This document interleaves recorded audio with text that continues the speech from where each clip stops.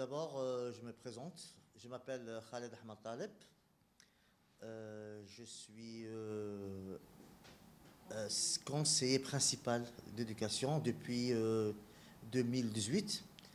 Euh, Mon métier est un métier qui est très important dans la vie éducative, surtout dans un établissement, que ce soit lycée et collège. Les tâches, euh, les tâches de mon métier, d'ailleurs, là où je travaille, je suis au lycée de Redon 4 cette année. Auparavant, j'étais au lycée d'État, donc c'est le deuxième établissement secondaire dont je travaille. Je suis normalement, ma base est instituteur.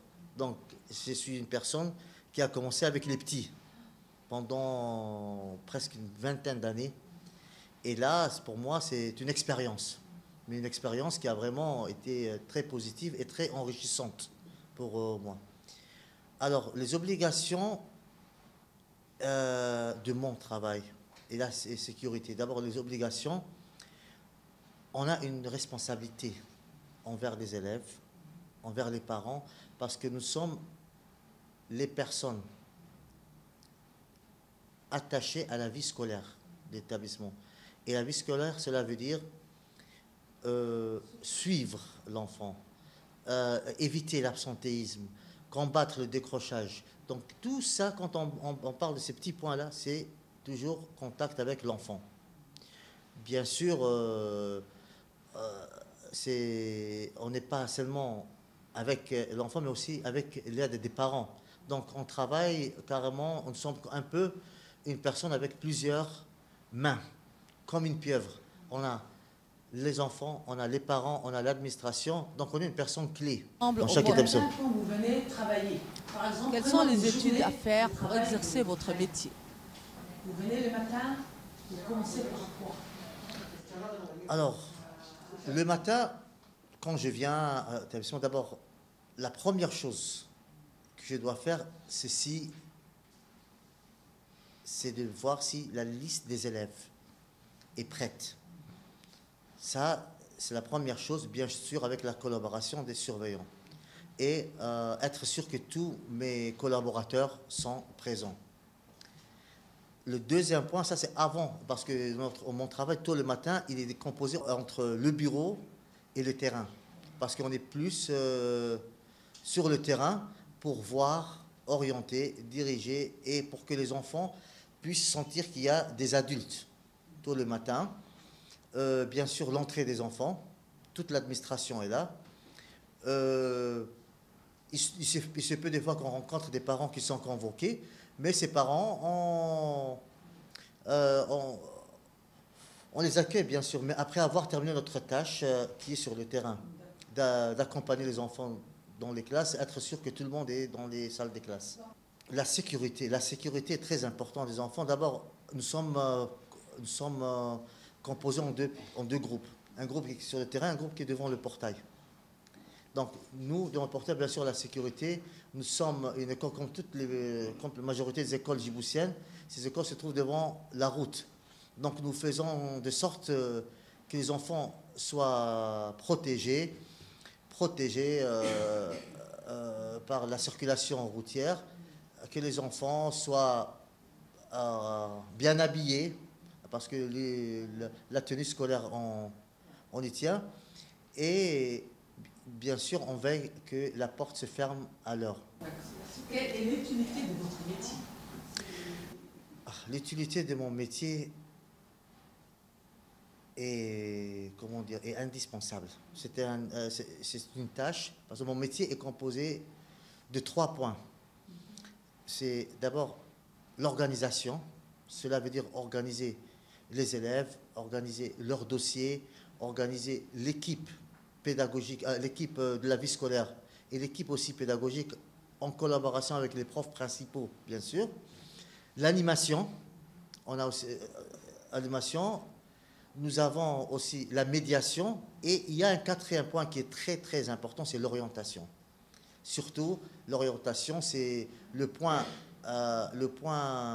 le plus important dans l'établissement, c'est que les enfants soient orientés pour leur futur, pour leur avenir, mais en même temps orientés dans un endroit, par exemple, il y a des élèves qui viennent poser des questions, des fois ils sont perdus.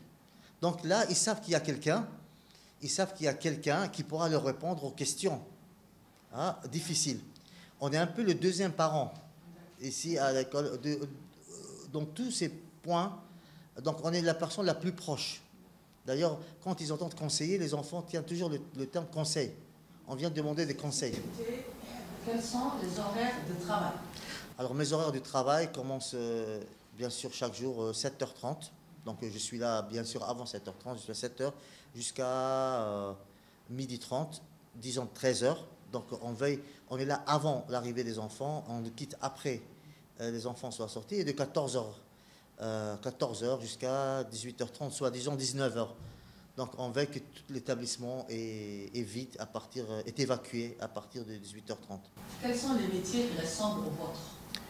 Les métiers qui ressemblent aux miens dans le domaine éducatif, je peux dire les surveillants, parce que parallèlement à mon travail, les surveillants font presque le même travail. C'est toujours le suivi des élèves, leur absence, leur sécurité, et en même temps, je peux dire les profs principaux. Un prof principal, je pense, lui aussi, chaque prof, il a ses élèves, et grâce à ces profs-là, on a l'impression qu'on fait la même chose. En dehors de l'éducation, je pense qu'un entraîneur d'une équipe, parce que l'entraîneur fait tout pour que son équipe devienne la meilleure. Et nous aussi, on fait tout pour que nos élèves soient les meilleurs. Et c'est ça ce qu'on veut, que nos élèves soient les meilleurs. Quelles sont les études à faire pour exercer votre métier? Alors, les études à faire, bien sûr, il faut avoir un bac +2. Souvent, des élèves me demandent, monsieur, quelle série? Ça peut être un bac S, comme ça peut être un bac SG, parce que c'est un métier, c'est un bac +2. Mais en plus, il faut avoir des formations, comme il faut avoir une étude psychologique et pédagogique, avoir une connaissance sur la psychopédagogie, parce que si on n'a pas cette expérience pédagogique, on ne pourra jamais travailler avec les enfants. Que diriez-vous à quelqu'un qui veut faire ces métiers?